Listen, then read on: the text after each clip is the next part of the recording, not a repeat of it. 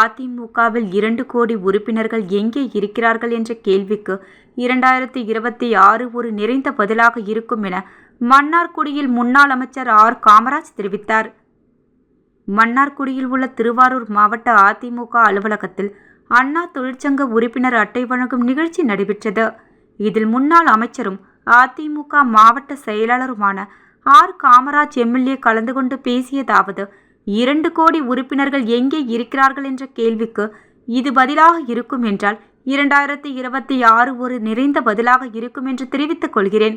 உறுப்பினர்கள் மட்டுமல்லாது பொதுமக்களும் தொடர்ந்து ஆதரித்துக் கொண்டிருக்கின்ற இயக்கம் அதிமுக. திமுகவை பொறுத்தவரை இடைப்பட்ட காலங்களில் அதிமுகவில் ஏதாவது பிரச்சனை இருக்கின்ற போது அதை பயன்படுத்தி ஆட்சிக்கு வந்த இயக்கம்தான் திமுகவை தவிர அந்த இயக்கம் ஒட்டுமொத்தமாக பொதுமக்களை ஆதரித்து வந்த இயக்கம்.